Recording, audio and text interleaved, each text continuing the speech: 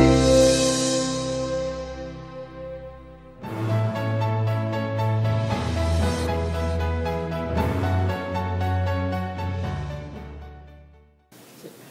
morning.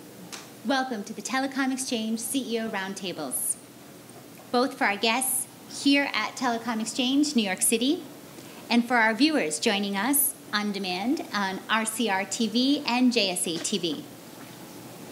Our first panel is on a great, timely topic, IoT myths and realities. The future is now.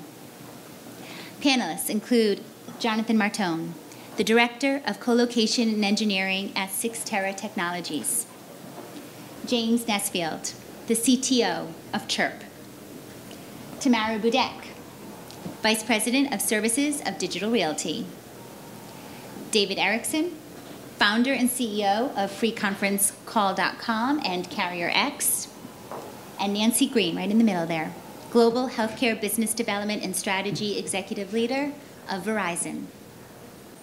This all-star panel is moderated by a dear friend of mine, Mr. Rob Powell. He's the editor and creator of one of our finest industry's blogs, Telecom Ramblings. Personally, hand to God, I read his blog every morning with a big cup of coffee. I'm addicted to Telecom Ramblings. And if you haven't checked it out yet, I definitely recommend it. It's telecomramblings.com. His analysis, his maps, his Q&As with top C-levels and more is truly a great resource for our industry. And Rob's telecom love and expertise is evident throughout. Little known details about Rob, time to make you blush.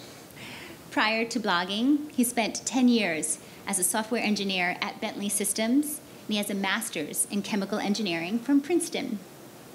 All the way from across the river, New Jersey, my friend, please welcome Mr. Rob Powell.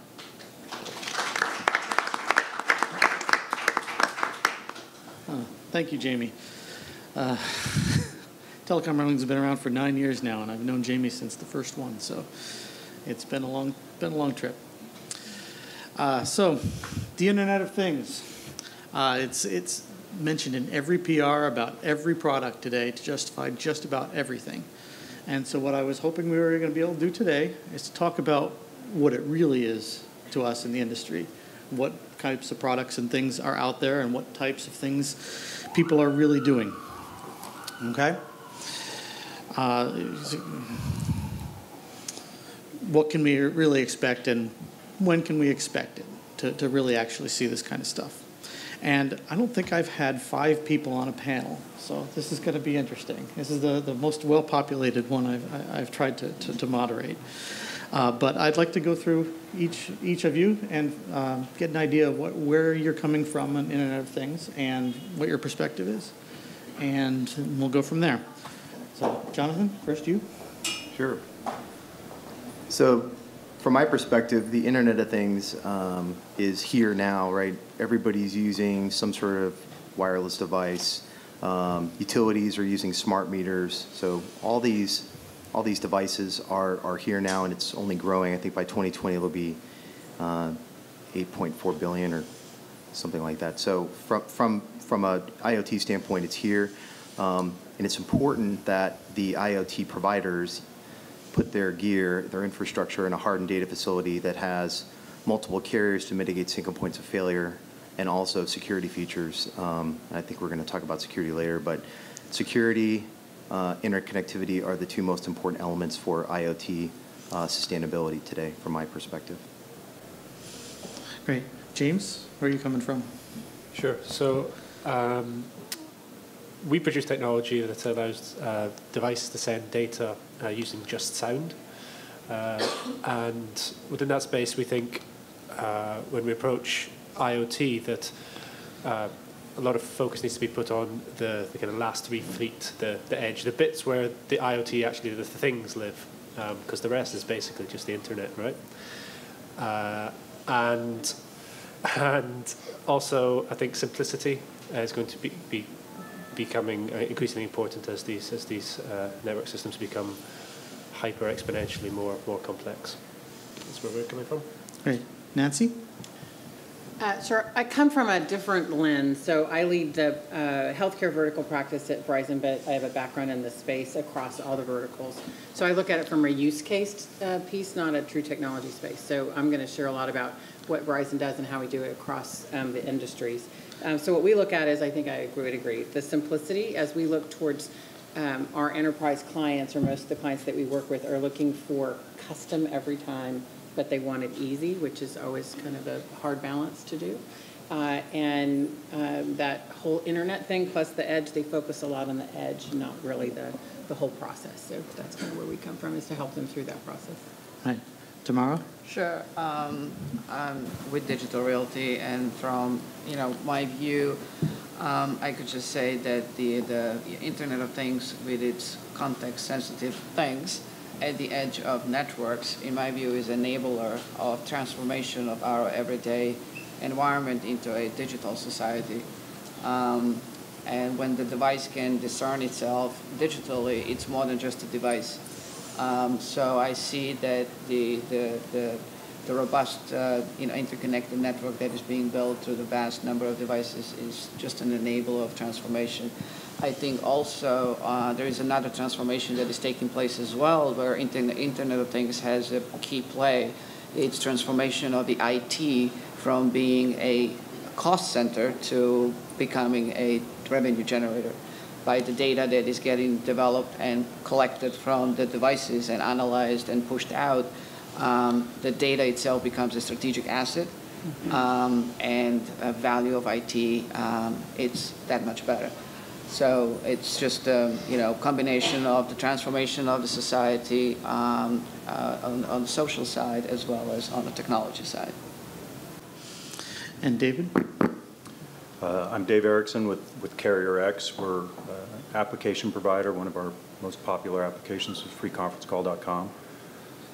In developing that, we've developed global infrastructure, and we're currently starting native wireless, where we have towers on Native American Indian reservations and rural areas. We're looking to, in the medium range wireless, machine to machine, serve the niche areas. Thanks. I'd like to start off with what types of technologies and applications are each of you either actually seeing implemented or used today, or what verticals or what customers types are seeking to do things with your technology, depending on where you're coming from the data center side. What are you seeing other people do in the space specifically, and from the use case side and the technology side? You want me to start? Sure, Just Nancy. some of the different ones. So for us, it's pretty agnostic to industry. So all the way from the media world tracking assets. There's a lot of supply chain that's going on and tracking assets of where they are and what they're doing. The media companies are tracking high dollar cameras throughout their network. The food industry is tracking. We have an application where we're tracking oysters all the way from so it's called catch to table. And then in healthcare, there's a lot around pharma. It's a $300 billion business that's unfortunately being stolen or diverted. And so they want to be able to track that globally. Plus, there's some laws that just came through. So there's some other laws about food as well. So the tracking in the supply chain, being able to know what the temperature is on anything. So that's across any industry. So temperature, where it's going, has it crossed boundaries, geofences, that kind of stuff. The important piece of that is not what's happening, it's the information and where it's going to. I think to your point, that the data from it and the analytics is really the power of it. The asset itself, they're getting smaller and smaller and smaller and less expensive. So it really starts to become agnostic and kind of permeates throughout most verticals that we have. James, in terms of Chirp and... Yeah, I can maybe add one example, which is a bit unusual. We've recently done a project with a nuclear power station in England, and they were they wanted to. Please tell me it's heat temperature. We're doing a number of readings, and I'm pleased to report they're all nominal. Good. But that was an interesting one because they they've got pieces of equipment in their nuclear site which are decades old, and in fact some of them like cannot be replaced. There's just the parts, even if the parts existed, they're under regulations that they cannot replace these parts without shutting down the site, and it's a heavily restricted environment. And they can't use Bluetooth or Wi-Fi. The first thing you do when you go onto the site is give up your mobile phone. So they were interested in using our technology to send readings to a data logger just using sound in these RF restricted environments. I think that's an interesting case where they've got a unique set of circumstances. They've got infrastructure which is aging, and which is lots of legacy devices, and they still want to join this IoT revolution. And it's good to think sometimes. I think about the fact that this IoT revolution is not necessarily needing to be driven or just for the latest devices, the latest hardware. There's a lot of legacy systems that we can help our technology, amongst many others, to bring up to date. It's not just about the kind of the latest gadgets and latest infrastructure, fast-moving companies. A lot of heavy infrastructure still out there. Yeah. Interesting. If I can just add from the data center solution provider Please do. view, the verticals, you ask about the verticals, definitely healthcare, energy comes to mind.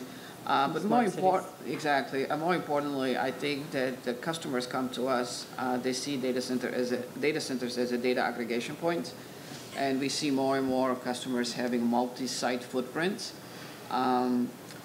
With compute getting more and more pushed out to the edge, you're starting to see some change. Although the addressable market is getting bigger, you see some change in the dynamics between the core markets, tier 1, tier 2, tier 3 markets. Internet of Things is kind of low margin technology that is looking for cost efficiencies. So it's driving, as I said, shift of how these tier markets are kind of playing themselves out. And the compute at the edge may be pushing a little bit of a downside pressure on the growth of the core markets and pushing them more towards tier 2, tier 3 markets. So generally speaking, I would say that regional markets are getting more and more competitive. Single nation markets are definitely the most competitive ones. Obviously, when we think globally, the global footprint is the least competitive. So this is how you see how, a cost piece play itself out into where the technology sees itself deployed and kind of see the growth. Right. Jonathan? Yeah, I would agree with that. So from my perspective, from Cyxtera standpoint, we run global data center operations, but the government, the federal government, state government, utilities are really pushing their compute into a hardened data facility at the edge to minimize latency, reduce costs, and then get multiple NSPs for connectivity to mitigate single points of failure. So smart meters, for example, utilities are moving all smart meter compute into our facilities, so they can save a lot of money on power, space, network services, and then have direct connections to cloud service providers, CDNs, and they're all on the network. So if there's any sort of outage, customers can still read their meters seamlessly from their iPhone. So that's kind of the trend we're seeing. Same in the federal and state governments. They're moving their compute into the data center to mitigate their own issues. State governments don't do a good job with managing data centers, so they're outsourcing that locally. David, what are you seeing in the wild out there? So I was just in Iowa yesterday, and we're seeing things with cattle, monitoring of cattle, where they're able to get more resources out of a cow, I guess you would say it over time, by monitoring it, farming and energy. One of the cool things I've seen is there's a lot of things in energy that are still, guy goes out and checks tanks because it's so remote and because there's not the communication out there or the connectivity to put a simple SIMS card and a cap, with a reader, does amazing things. It also brings a lot of safety. And so the areas we're trying to look towards are the areas that the efficiency is so great, or the beneficial and safety is so great that the costs are minute. to actually get it done. But we're looking at those remote areas that have difficulty with connectivity. Yeah, agriculture is the big one. We have I still haven't visited it. It's a winery that we've outfitted their entire grape fields for water. So it's a combination of how much water the soil needs, is what I'm trying to say. And then to know when to turn the water on. And so it's very interesting that what technology can do for just certain things that make it a perfect, in this case, perfect grape or a perfect agriculture field. It's really interesting. And does that necessarily need to be connected? Is that all on the edge? Yeah. Yeah. Going back to the data center? Or Yeah. The piece, of course, it's going to go up 4G on wireless. Goes up to us, and their cloud. We're hosting their cloud, but their data. Yeah. Soon to be 5G. Not for that application, but yeah. To follow up on all these technologies, is this delivering on the promise of Internet of Things? Is this what we expected? Is what is the reality of the state of all this now? Is this at a very early stage where we're going to see a lot more, or is this what we should be expecting as a lot of different little implementations like this? Well, I don't know. I can give a view on that. I think that Internet of Things is obviously evolving. It presently suffers mainly from platform disintegration and a lack of technical standardization.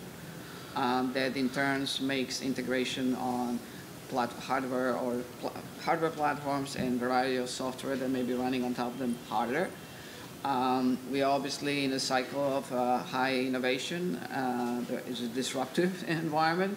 I think the most of innovation that is happening is at the interface of the software and hardware. With the greatest advances we are making is in software innovation. So I think some of these issues, such as the lack of technical standards and different technologies mashed together, will solve themselves over time. It's just a matter of going through the cycles, in my view. Yeah, I would add, there is a technical problem. I think everyone, there's no lack of ideas of what could be monitored and why.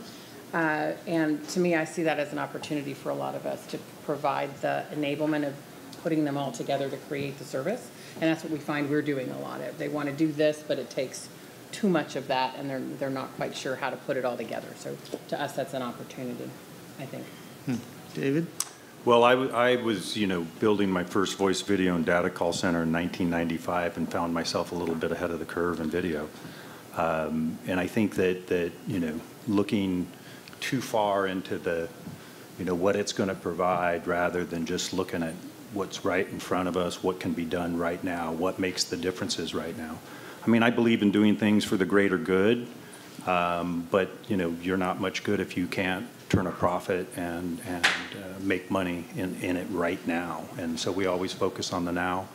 But I think it's going to probably take a little longer to get the ultimate of Internet of Things than people expect. It just putting the proper infrastructure out, dealing with the security issues and things sometimes take a little longer. But I think that the momentum is gaining, and that's the key, right? There's plenty of money to be made. Jonathan? Yeah, I would agree with that. I think two big problems right now with IoT. So in NFL cities, we don't have any issues, right, from a network perspective. We have dark fiber, we have lit fiber, we have 4G, we have 5G's coming. The ubiquity across the country, though, is there's a lot of rural areas that have lack of bandwidth, right?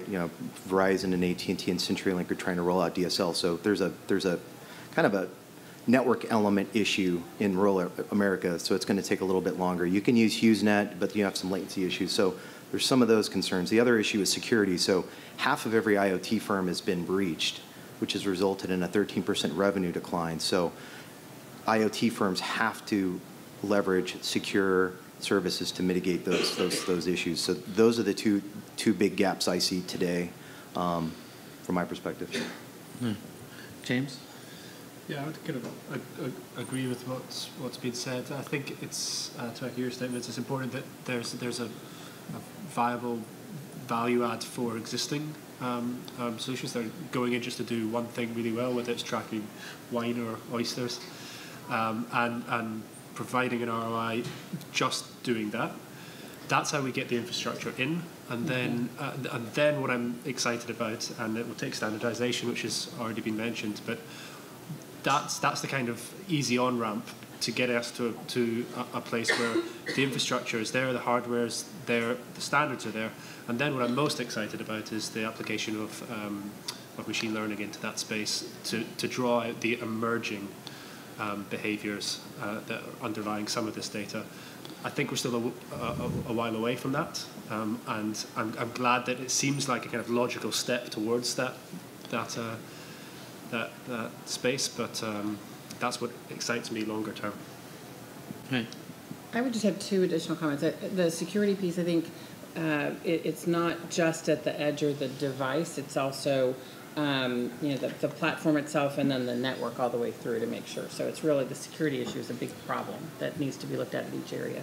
And then I completely agree with you. You want to do something that can make money now or is sitting right there. What we're also seeing in the industry is the ability to say, I put this tracking device on whatever I'm doing, but I noticed that I have a whole lot of downtime on it. And so this whole share platform or share opportunity has come to fruition of you can use my wood chipper or my tractor or because I know the downtimes of it and I can track where you have and I can track different things. So it's created another opportunity for a lot of the customer base too, that now I know where my asset is or what's happening in whatever it is and be able to share that within their industry or within people or the community. Several of you have touched on security, so let's jump quickly to that in more detail. How advanced is security for the Internet of Things, and how seriously do we need to take the potential risks in there? I think with the vast number of devices interconnected, the attack surface is getting bigger. Therefore, the protection is getting more complex. And it's ever-evolving task. So from what I see, there's plenty of talent out there, but I still think there is a lack of true types of talent that is needed to solve some of these complex situations. So I think we are in a shortage of professionals out there that can be plugged into these complex scenarios. On the other hand, I think that security services, either as a managed service, it is kind of outdated if you think of it in terms of the fixed annual contracts with such and such a provider. That usually doesn't give you the full, stack protection. That it's kind of looks good on paper, but in reality it has falses and problems. I think the whole model of annualized contracts with either third-party service providers who protect you needs to be revisited and more move towards like service as security as a service type of a approach. Just because it's so much in flux and so much changing that it's hard to pinpoint a standard and then address it. It's just keep on evolving. Jonathan? Well, yeah, and security is an investment, right? So these firms that did invest in security services actually weren't affected, right, by these breaches. So I think it was I have a stat here that 65% of firms that invested in security across their IoT didn't have an issue. So while it costs a little bit more short term, long term it pays huge dividends, right? You don't have downtime, you don't have DDoS attacks, you're not losing your eyeballs, you're not losing your business, your continuity's up. So it's up to the IoT providers. Hopefully they go into a hardened data facility to mitigate points of failure from a network perspective, but also on the security side, they need to invest in security services. And it's low margin. A lot of this IoT stuff is low margin, but it's at least for the wireless providers, it's a new revenue for their declining wireless use revenue. So that's. I think it's also about the awareness of risks out there. So these devices or things, they usually get installed and left alone after a very simple setup. Default passwords are rarely changed. Firmware may or may not be existing on a device and would not be upgraded or refreshed. So you have this vast exposure that we have seen incidents. We've seen recently, what was there, like a DDoS attack that took advantage of the IP cameras and kind of fell back on itself. Just look at the amount of these devices that are out there. Just tells you that the risk, we have to be very much aware of the risk, and pretty much looking at these installed bays as your exposure. I think that, you know, the guys that fraud networks and things and hack things are amazing minds, and they're very creative. And there's no way to you know, wade into the pool of IoT and come out with the security solutions in advance of, you know, the blocking and tackling of getting it moving. And we're going to see more. We're going to see things that we never even dreamed of before, and what they do with all of this. You know, you start talking about, you know, 20, 30 billion devices out there with some form of connectivity to, you know, things that have value in them, information, assets. That's a treasure trove. And it's going to be attacked, and it's going to be continually attacked, and it's going to be attacked from this point forward. And I think that it's all about diligence. It's all about the information, looking at the information. But it's going to be an ongoing thing. But that's what this is about, security. They're going to create new ways to break in, and we're going to find ways to shut it down. And being diligent and being on top of that network is going to be the key. In terms of the technology, James, in terms of building things that work on this, how do you approach security? So we kind of we approach it quite a holistic way because our technology is broadcast into the open air. We actually think that there's some interesting applications of our technology where the fact that it's audible, I mean, just to state the obvious, the fact that you can hear when data is being transmitted and these machines aren't talking behind your back, so to speak, for certain type of privacy or security situations, it's really useful to know if a device is talking to a network, right? And so in certain applications, our technology works well. If it's talking to the network, I'll be able to hear it, and I can keep an eye on it, and there's no kind of talking behind my back. It's almost like you have to start to regulate it, and I think we are starting to see that. I think the National Aviation Organization, something like that, they are regulating drones. So you have to comply with regulatory requirements if you want to fly drones. The same is in the self-driving vehicles. That industry is also getting regulated. I think it's just the beginning. I think it's going to be more, and I think it's probably the right direction. Yeah. Nancy, in terms of the healthcare side of things, is that also security a big issue? Well, yes. Again, every industry has security and regulations and requirements that they have to go by. Healthcare has protected health information. Most of the IoT applications in healthcare are not around patient health information.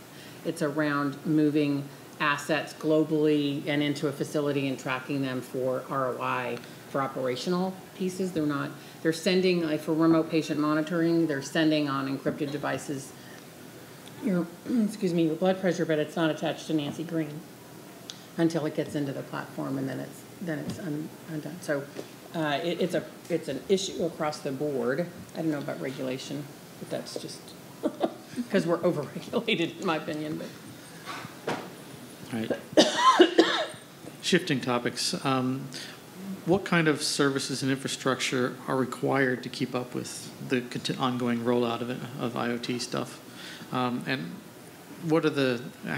how do people implementing IoT buy technologies from infrastructure providers, et cetera, differently than other buyers currently? Jonathan?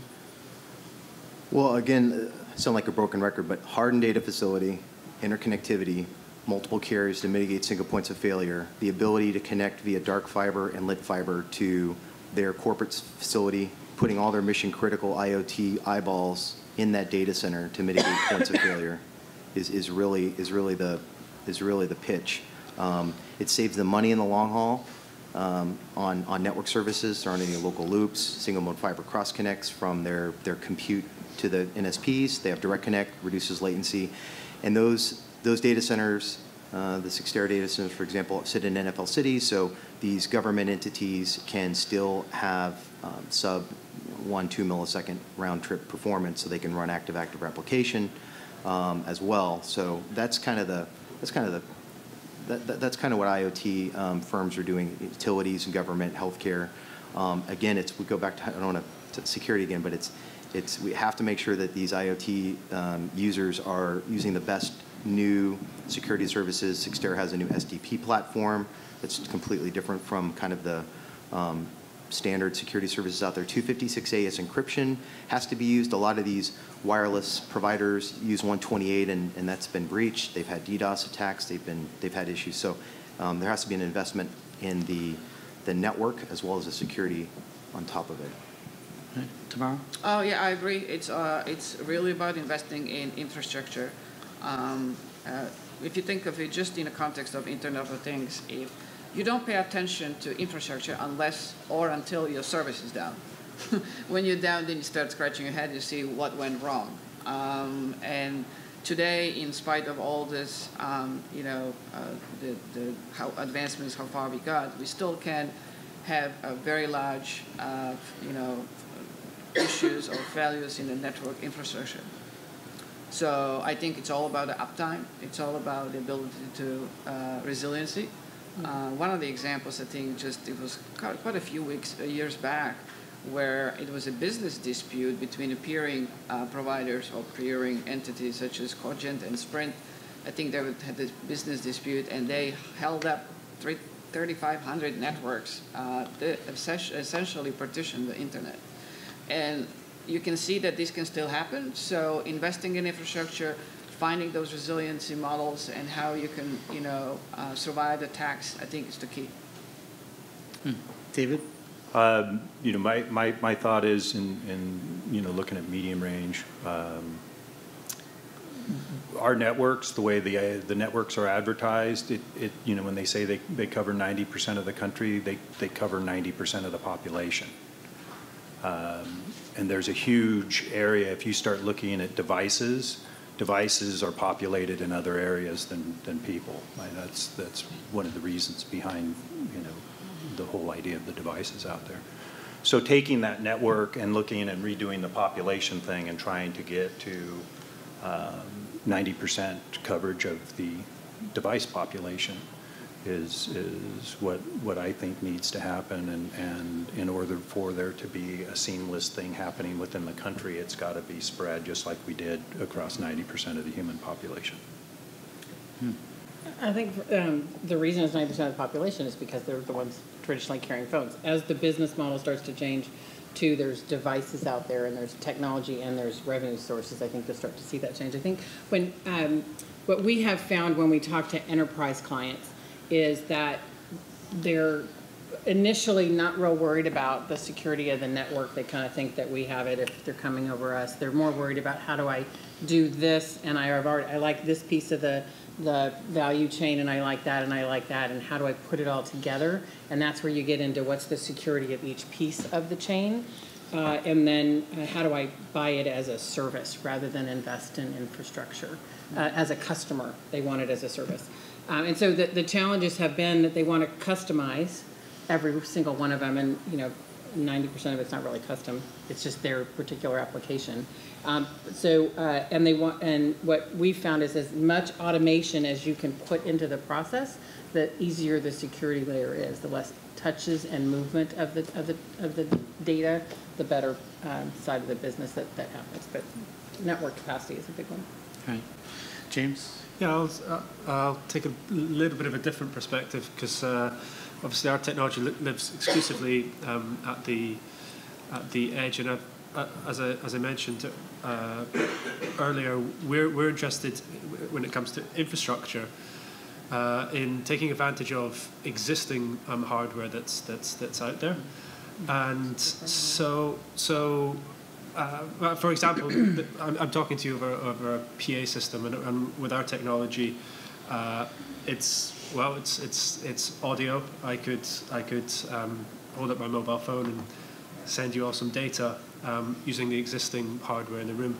Obviously, this wasn't designed to transmit data over sound, but with our technology, we can take advantage of stuff in the world that is already capable of sending and receiving audio. Can now send and receive data. So yeah, the infrastructure play is a little bit different for us, but we think that's really exciting because there's already billions of devices out there which are compatible with our technology and can now send and receive data. Are there things that the industry doesn't provide that you wish they did, or ways that they could package infrastructure better to help you do what you do? Yeah, I've got a very long list. Yeah. Hit the top highlighter too. Yeah. Yeah, I mean, audio typically hasn't been taken as seriously as visual. You know, there's been lots of investments in screens. It is catching up now with I don't want to get too off topic, but it is catching up with audio in VR now. But commodity hardware, like you'll find in our iPhone, is typically good enough for us. So not too many complaints. Yeah. For any of the rest of you, are there things that IoT providers are asking for that you can't give them yet that you wish you could give them? From my angle, is total cost of ownership. Always looking for a bottom line. So if you can kind of, even public cloud is still expensive.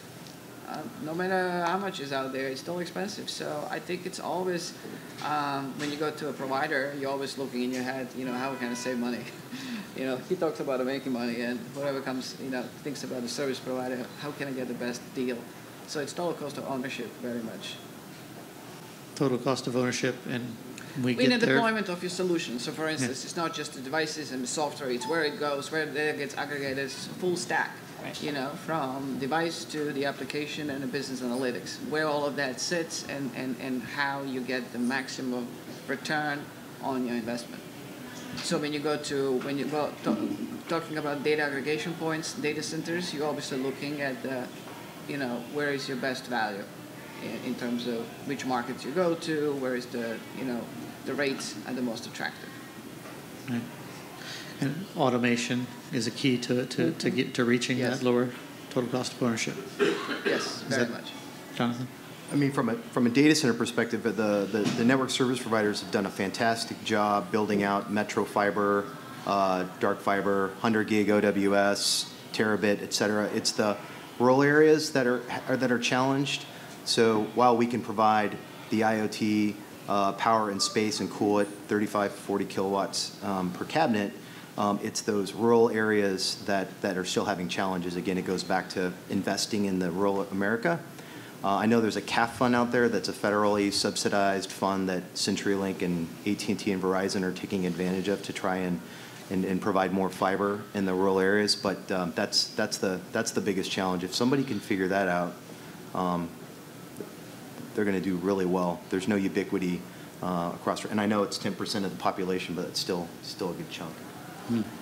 And I think small cell technology answers to some of those challenges, with self-organizing networks to take advantage of interferences between the small cells. I think that's where it's the last stretch extension of, first you have a fiber optic cable, then you have a short wireless runs, and then you have these self-organizing networks around the small cells technology. I think that's definitely going to enable reaching to remote areas. And fill in a few gaps. Yes. David, yes. any thoughts? Yeah, I think the thing we're looking for is more apps that apply to people that are looking for savings or safety or some value to them, and like in the now. I think there's a lot of hype around things that are really groovy technologies, and I want to see those continue, for the good of everything. But I think that we've, as a group, got to really, get concerned with what we can do right now in applications that bring these savings, things that get the consumer to buy. And so I think there's a lot of excitement here, but we need to build more excitement in the consumer saying, you know what, I need to manage my farm that way, I need to do this, I need to do that, and a higher take rate on the Internet of Things. Right. Well, we've got 5 or 10 minutes left. I'd wonder if there's any questions from the audience. It was very interesting, some of the comments made on how to make or where the money is. And you described the value chain that, broadly speaking, is the devices, the network, the data collection and management, and the analytics. Where's the money to be made from an outsider looking at that value chain? We heard there was mention of low margins on the one side, the technology side. The networks are certainly challenged in terms of the economics. Is data and analytics where the money is going to be made? Is this going to turn out like OTT has, where they're making the money off of the networks? Any perspectives? Anyone want to tackle that one? Where's the money? Yeah, I think you're right. The money's in the analytics, right? Because the network, it's expensive, right? To invest in and to upgrade, and cable providers are having a tough time competing with other providers out there. So I think it's the analytics. I think it's like like the Amazon Alexas, right? That sit there in your house and they're studying you, and they're getting analytics, and they're going to start selling to you, right? So those types of additional value adds is going to be where the margin's going to be made. I would take it probably a little bit more where we've seen the struggle, which is integrators, is to be able to value it all. And the data from that thing that's sending information, that data belongs to the customer or the person you're putting it in. You don't normally own the data as a provider. So it's very hard to resell that product for any length. What you're trying to do is actually do the analytics and help them. So I call it the secret sauce. There's a lot of people doing a lot of different things. How you analyze the data and provide that information for your customer to do what they're trying to do is really, I think, where the uniqueness is in the marketplace. Yeah, I agree. It's data is definitely a strategic asset, and probably that's where the most of the profits can be made. But there is also services. It's just simple, monitoring, Integration, data collection, services. That's the piece that's also can be monetized, leveraging the infrastructure. I think the money's in subscriptions to connectivity, because that's what I'm in.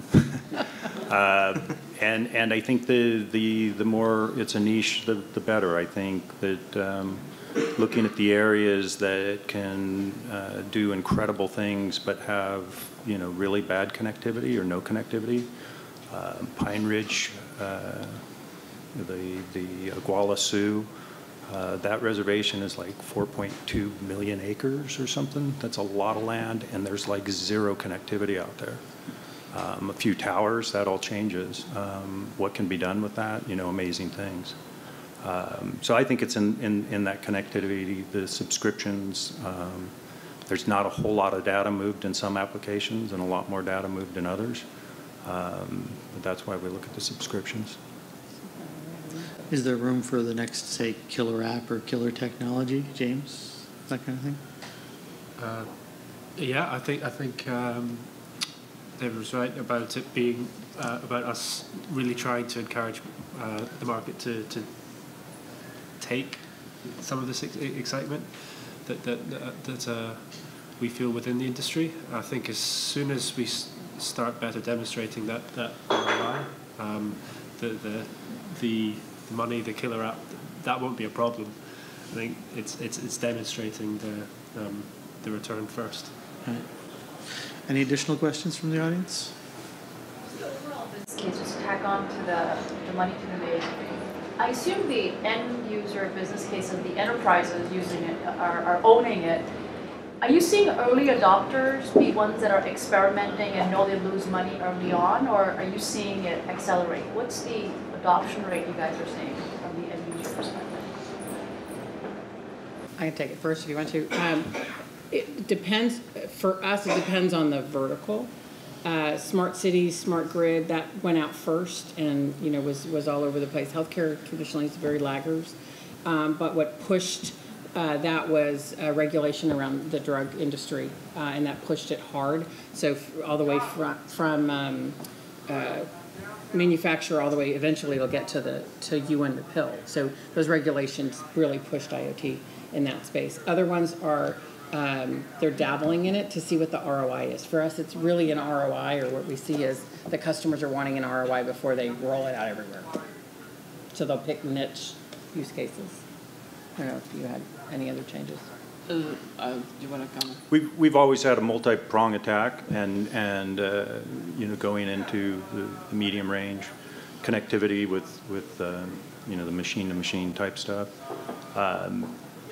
We've done it by going with networks that we already have kind of a foothold in areas and expanding that, and so that cuts the cost quite a bit and hopefully gets us to nice profits quickly. But we have other things in those same areas where we're delivering applications in those same rural communities that are kind of the catalyst or sort of the launching pad for our new endeavors into it. Yeah, it's proof points, I guess I would add. It's proof points. And we had one pharma that did a pilot of just one pallet that went from their manufacturing site across and was diverted as it got to the U.S. And we found it because we tracked it, and that was the savings of like $300 million. So they rolled it out immediately, right? But if we hadn't tracked it, then we may have had to track a couple more pallets before something happened. So sometimes it's just that proof point that they know that they're losing it, they know what's happening, or they know that they have to share this data or get access to it, and then it's worth the cost for them. The nuclear project that I mentioned earlier, they were interested in us connecting devices which weren't otherwise connected to mitigate the risk of unplanned downtime. And if they have an unplanned outage, they've got a figure, which I know but can't say of which is against how much it costs if the station has to go down for a day, right? And if they can connect devices to the cloud and monitor them to prevent this unplanned downtime, then they know that they know when it's going to fail. They can watch the operation, and they can take action before that part fails. Do that in one nuclear site, and then roll it out across their nuclear sites all around Europe. So sometimes it doesn't need to be that complicated. Sometimes it is quite black and white, and you can say, if we do this, here's the numbers. It's pretty clear. And on the question on the adoption, I don't know, I will be curious to see what people think in this room, whether the cloud is considered an emerging technology or mature technology. I see Internet of Things as still emerging technology. So it's just that where I think it's in its evolution path. Mm-hmm. And it actually has its challenges. It has the startups, it has all this, full stack to the enterprise level solutions as well as the small startups. Okay. Last question from over here. Sure. NIS versus Realty. The tech sector is very good at predicting and making forecasts about things. Everyone wants to talk about the number of devices on the network. And, talk about the sets by your high-density storage and generate all this data. But very rarely do we hear about how much of that data is going to traverse the network. How do you guys actually start forecasting for that, making sure that the infrastructure is in place? And obviously deriving value from it. So how much of it is actually going to be, or are you waiting for the killer apps to turn up and then actually service those on a front-by-front basis? But we hear very little data, or very little forecasting about the information. How much data will go across the network? Good question. It's a great question. Anybody want to try it? So our goal is to float the boat with what we can do today, which is kind of some of the stuff networks we build have been very custom to like a regional area. We talked a little bit. I didn't weigh in about the future of like the killer app. I wholeheartedly 110% believe that app is coming and that we don't even know what it is yet. I think that there's going to be lots of apps. I think if you're really interested in this, if you're like CarrierX, we're a self-funding organization. So we've never taken any institutional money or debt, and we look to like get into this in a way that we can go and do something that's very valuable today but that opens us to a wide range of opportunities in the future that some of we haven't put our finger on yet. And some of it we'll look to press in on and, may have to back out. That's just kind of the nature of this. I think there's, very intelligent people that can paint us a beautiful vision of what's going to happen here. I don't buy into all of it. I mean, I like it. I want to read it. I want to understand their smart thinking. But I think that if you press in and you do things that you can make money with today, you will find an opportunity in this marketplace. So and I think virtualization or software-defined networks, I think that's probably an answer to what you're kind of asking, killer app. It's definitely an area that's driving the oversubscription rates possible to be resolved like at that level when you're selling capacity and it's dynamic and it's managed by software, if you would. I think it's definitely a help in trying to get a handle on the traffic. So the good news is that bandwidth is pretty much infinite, right? So it's fiber and then it's electronics on top of it. So NSPs like Level 3 and Verizon and Zayo and CenturyLink are upgrading their backbone, right? It used to be 10 gigs, and now it's 100 gigs, and then it's going to be 400 gigs, and then it's a terabit. So the bandwidth's going to be there. So that's the good news. It's the actual power and space of the data, right? The human genome, the AI, the driverless cars. This stuff is going to take up a lot of power and space. So it's the bandwidth's not the problem, at least in the metro areas, right? In the NFL cities, you're going to be in good shape. Anybody else? I'm going to disagree that bandwidth is a problem. Sorry.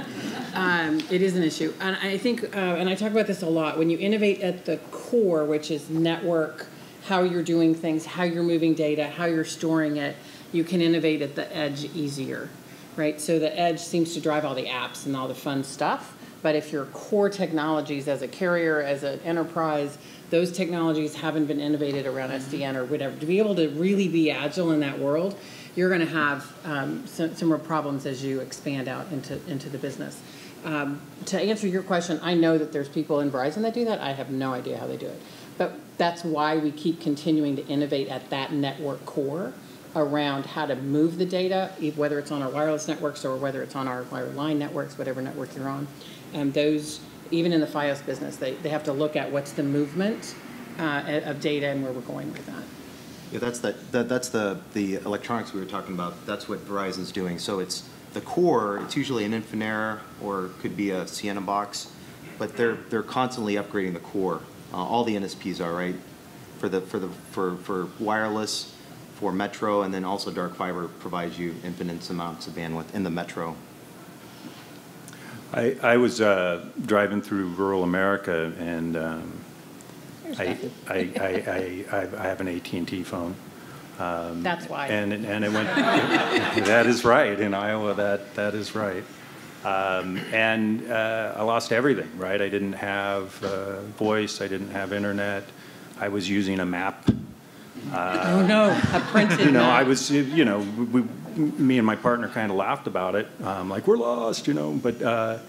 That's interesting to me, right? That was a real eye-opener to me that all of the things that I depend upon in this city on that phone just went out the window for a minute there, and it was like, oh. So I wonder how driverless cars work through there, driverless trucks, all these things in those kind of areas, and that's why, I've kind of been banging the gong of medium-range connectivity, but I think, there's a big gap there. Yeah, and I get peripheral. I get to talk to engineers within our company about that, how they're trying to partner with the trains to put cells on trains as they go through, or in drones on weather balloons to get to the areas where, and they're really looking at lots of different ways to get into the rural communities that are really fascinating. So we're piloting them ourselves to get that type of connectivity out there. Well, thank you very much to all our panelists. Everybody give them a hand.